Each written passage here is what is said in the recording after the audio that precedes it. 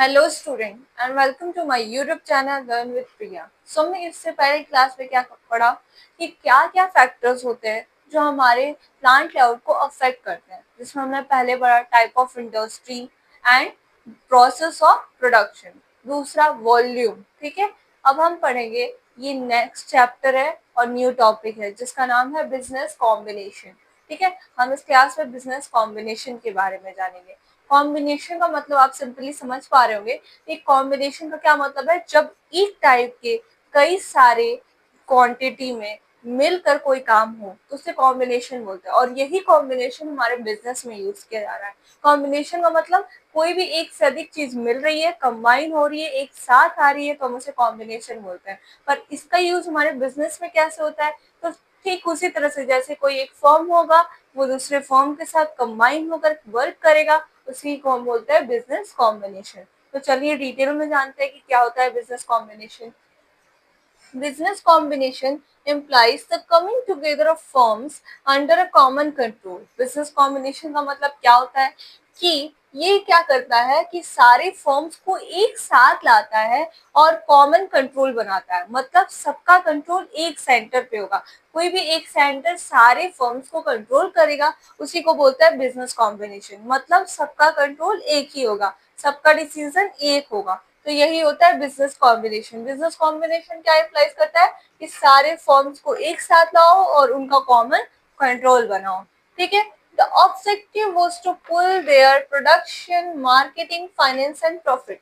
और इसका ऑब्जेक्टिव क्या होता है कि जो भी फर्म्स है, सबसे पहले बिजनेस कॉम्बिनेशन करता क्या है, ये फर्म था जो ऑलरेडी अकेले सारा वर्क करता था, अपना डिसीजन लेना, मार्केट में प्राइस क्या सेट करना है, प्रोडक्शन कितना रखना है, ये सब कुछ ही अकेले करता था। पर इसके साथ एक और बिजनेस कंबाइन हो गया और दोनों एक ही जैसा काम करते हैं। इसका भी जो काम था सिमिलर था, अगर ये कॉटन पे काम कर रहा है तो ये भी कॉटन ही पे काम कर रहा है, लेकिन दोनों का काम क्या है, सिमिलर है, और दोनों की दोनों ही एक साथ डिसीजन लेंगे, कॉमन डिसीजन रखेंगे। मतलब अगर ये कहता है कि हमें कॉटन का जो प्रोडक्शन रेट है वो 50% इंक्रीज करना चाहिए, तो वही सिमिलर चीज ये भी कहेगा। ठीक, अगर ये कहता है कि हमें जो कॉटन की प्राइस है वो 50 रुपीज रखनी चाहिए, तो वही सिमिलर चीज ये दूसरा वाला भी फॉर्म रखेगा। तो यही होता है बिजनेस कॉम्बिनेशन। बिजनेस कॉम्बिनेशन का क्या मतलब कि एक से अधिक फॉर्म एक साथ मिलते हैं और कोई भी डिसीजन या कंट्रोल जो भी है वो एक साथ लेते हैं। ठीक है, तो फिर क्या है, ऑब्जेक्टिव क्या इसका होता है कि हम, ऑब्जेक्टिव क्या होगा, अब जैसे कि इसके आने से इसके प्रोडक्शन बढ़ सकते हैं, हो सकता है कुछ चीजें, कुछ आइडियाज इसके थ्रू मिल जाए। ठीक है, और दूसरा चीज ये कि अगर हम सिमिलर रेट रखते हैं तो इसमें हमें बहुत बेनिफिट होता है। जैसे इसकी वजह से, अब कॉम्बिनेशन की वजह से क्या क्या प्रॉफिट हो सकता है, प्रोडक्शन बढ़ सकता है हमारा, मार्केटिंग बढ़ सकती है, फाइनेंस बढ़ सकता है, प्रॉफिट इंक्रीज हो सकती है हमारी। तो कॉम्बिनेशन ऑफ फॉर्म बहुत nationally as well as global levels. मतलब हमारा जो कॉम्बिनेशन है वो ग्लोबल लेवल के लिए भी बेनिफिशियल है और नेशनल लेवल पे भी होता है। ठीक है, तो इसका क्या एग्जाम्पल हम दे सकते हैं, एक एग्जाम्पल, जैसे अगर कस्टमर है, ठीक है, कस्टमर आता है और एक दुकान पे जाता है, उससे पूछता है कि ये बताओ कॉटन का क्या रेट है, मतलब कितने रुपए चल रहा है, तो ये बोलता है कि 50 रुपीज। ठीक है, तो कस्टमर कहता है कि हो सकता है ये महंगा दे रहा हो, रुको मैं दूसरी जगह जाता हूँ। वो दूसरे मार्केट में जाता है, फिर दूसरे से पूछता है, वो भी बोलता है कि 50 रुपीज।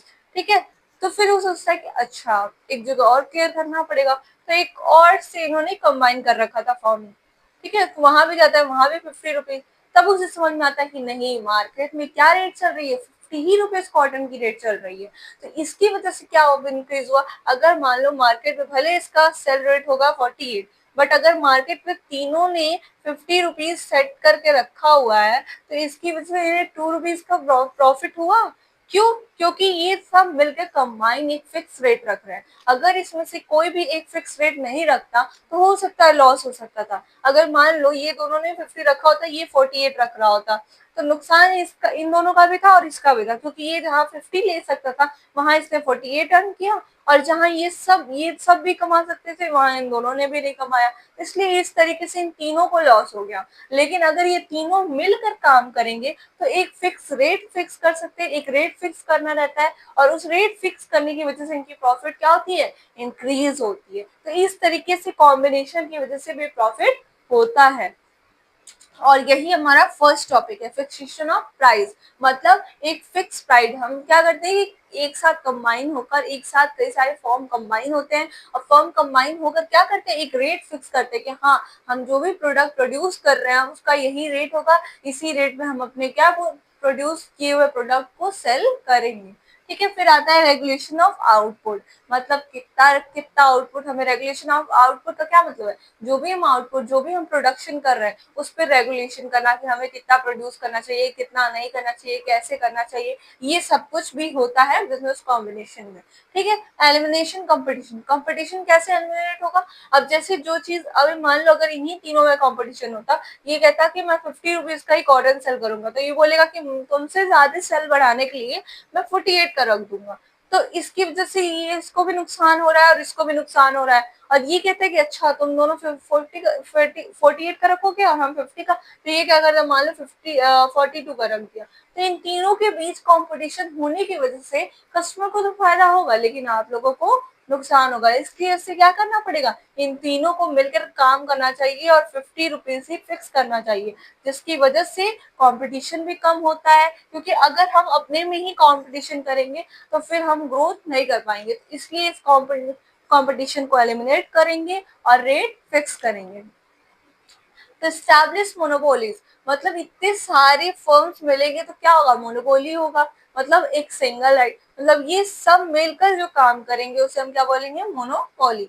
फिर क्या होगा, यूटिलाइजेशन ऑफ रिसोर्सेस, और हम रिसोर्सेस को भी अच्छे से यूटिलाइज कर पाएंगे, क्योंकि हमारे पास जब हम सब मिलके काम करेंगे तो क्या होगा, यूटिलाइजेशन ही होगा टाइम का, रिसोर्सेस का, वेस्टेज कम होगा, कंपटीशन एलिमिनेट होगा। तो ये सब चीजें हमें बेनिफिट भी होंगी और कॉम्बिनेशन में ये सब चीजें होती हैं। बिजनेस कॉम्बिनेशन यही होता है जहाँ पे एक से अधिक फॉर्म मिलते हैं और एक साथ वर्क करते हैं, अपने डिसीजंस लेते हैं, कंट्रोल करते हैं, उसे हम बिजनेस कॉम्बिनेशन कहते हैं। होप सो आपको ये क्लास पसंद आई होगी। Thank you.